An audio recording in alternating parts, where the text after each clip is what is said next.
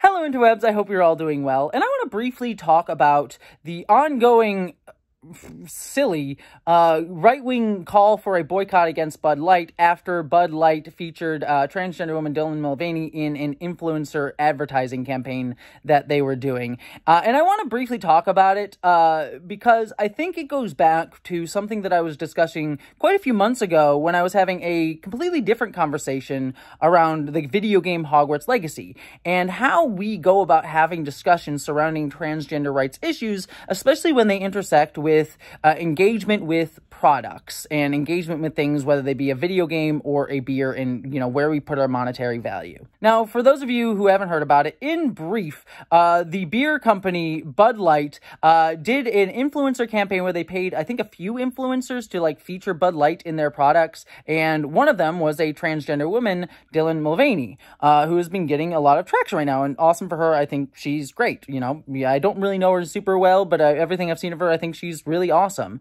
But because Bud Light did this influencer campaign that was not even targeted at right-wing people, but targeted, I guess, at trans women like myself to get us to drink Bud Light, the right-wing, is coping and seething and saying they want to call for a boycott of Bud Light because they featured a transgender person. And on the one hand, this is patently ridiculous, right? It's the fact that a transgender person appeared in a thing in an ad on her own channel that was not even meant for them is honestly ridiculous that they're getting all upset about that. But on the other hand, it is honestly kind of terrifying as a trans person to see, because it really just showcases how galvanized the anti-transgender movement has become in the past few months. The constant stoking of anti-trans hatred and violence has become so vitriolic that simply a transgender person getting, an influencer ad campaign, something completely different, is enough to just galvanize this much hatred. And honestly, that element of it is frankly very, very scary to see. But on the other hand, with all of this, I have seen a desire by trans supportive folks to say, well, to support transgender people, I'm now going to buy Bud Light. In fact, I was actually out at a bar with a few friends the other day, a couple cis friends, and they're like, well, I'm going to drink Bud Light to show support to you, Jesse. And I'm like, no, why would you buy Bud Light to support me? It's shitty beer. Go and enjoy an actual good beer. And it goes to this idea that, again, I was talking about with the Hogwarts Legacy thing, where, J.K. Rowling had a video game in the Harry Potter universe come out, and I sort of talked about it, ad nauseum. And in that video, I discussed the reasons why you should not buy Hogwarts Legacy, because it ultimately supports J.K. Rowling, who's doing a lot of anti-trans hate and da-da-da-da. But one of the things that I discussed was how it constantly got framed as a boycott, that I was calling for a boycott, other trans people were calling for a boycott, when really that's not how we should be thinking about engagement with these issues. Because by framing it as a boycott, it frames the choice of whether or not you're engaging with helping transgender people through the act of whether you are buying something or not buying something, whether you're engaging in spending money for a larger corporation or you're doing nothing. And again, not buying something is not doing something, boycotting something is not doing something, it is literally doing nothing. It is just doing nothing. And the point that I made in the video is that I'm not calling for a boycott of Hogwarts Legacy. I'm saying we should just not even be thinking about Hogwarts Legacy at all, and saying screw J.K. Rowling, talking about her issues and the things that she's been doing, and actually show up and fight for transgender people, show up at protests, show up at events to, fight for transgender rights, support transgender people and creators and things like that. And so to frame it as a boycott constantly just frames it in this thing that ultimately supports these capitalist endeavors about whether or not you are buying something or not buying something, and it promotes, inaction or just buying something. And neither of those things help transgender people demonstrably. And the same thing goes in kind of an opposite direction here with Bud Light, because buying Bud Light does not support transgender people. I appreciate that sentiment to a degree, but ultimately, when you're buying Bud Light, you're still not helping transgender people because, as, Donald Trump Jr. himself recently found out, and a lot of right-wing folks found out, Bud Light donates a lot of money to the right wing. We've all seen the backlash that Budweiser is facing over the trans marketing scheme. Is this a one-off colossal screw-up, or is it something bigger? This could be just the act of one rogue, woke lunatic in a marketing department filled with leftist staffers. The Daily Wire is now reporting that no one at the senior level of Anheuser-Busch was aware of the partnership with Dylan Mulvaney. We looked into the political giving and lobbying history of Anheuser-Busch. And guess what?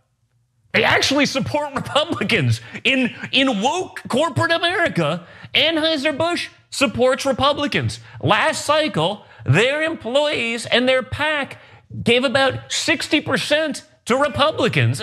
So by supporting Bud Light, you're not helping transgender people. You're ultimately still giving money to the larger apparatus that is harming transgender people, because the GOP and Republicans are actively attacking and vilifying transgender people and attacking our rights. At the end of the day, Bud Light is still just a shitty, terrible beer. There are much better beers out there for you to use, preferably local beers that are made at a local brewery, because honestly, they're typically usually the best beers that you find. I'm kind of a stout girl myself. If any of you out there know good local stouts in the Seattle area, please let me know, because I love them. I'm kind of a beer snob in that way.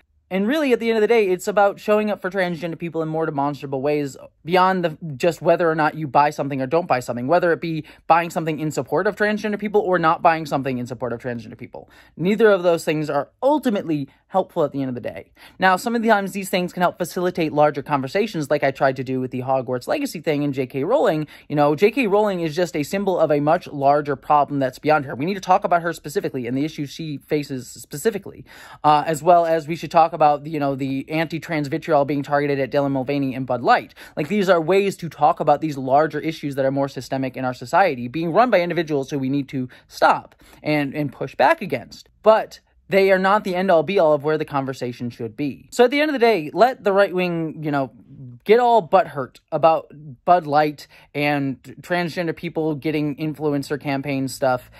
I do not care. That it is childish and honestly kind of funny that has happened. But the bigger questions for me that this situation raises are, one, is Dylan Mulvaney okay? I hope she's doing all right, because she's probably facing a lot of vitriol and disgusting things right now. Number two, the culture of anti-trans hate that this situation is both cultivating, but also underscoring and showcasing and highlighting, that has been growing for a long time right now in our culture. And three, the fact that really whenever we engage in some sort of capitalist discussions of products and things like this, we need to understand how capitalism, which is itself an amoral system, ultimately can support really horrible fascistic movements, which are immoral systems. I don't support capitalism by any means, but capitalism is inherently amoral. It is not something that is, choosing to make the good choice or the bad choice. It is doing the thing that is the most profitable choice, which sometimes can be a good thing. Oftentimes it's more of a bad choice because it requires you to, exploit labor, do terrible things to try to maximize profits and underpay people and all that stuff too. But, supporting LGBTQ people, even superficially, is a positive thing. So, they'll do whatever they want to do that's going to make them money. But they often interact and ultimately bolster more darker, dangerous things, because they constantly force you to view only how we engage with these issues through a capitalist, whether you're going to buy something or not buy something lens. Anyways, that was sort of a longer ramble. I'm sure I could have been more coherent and had a bunch of quotes. I made this into a whole video essay, but it's something that I've already kind of discussed in sort of an opposite direction in my Hogwarts Legacy video. So go check out that if you want a larger discussion. Ultimately, at the end of the day, all I just want to say is, don't buy Bud Light. It's a shitty beer. Go buy yourself a good beer. You deserve it. You deserve much better beer than Bud Light. It's funny because the people who most deserve to be drinking Bud Light, that shitty kind of blah beer, are the people who are currently boycotting it. The people who are so full of hatred and vitriol that they wouldn't know something good and joyous and made with love if it hit them in the face. Or, they drink it.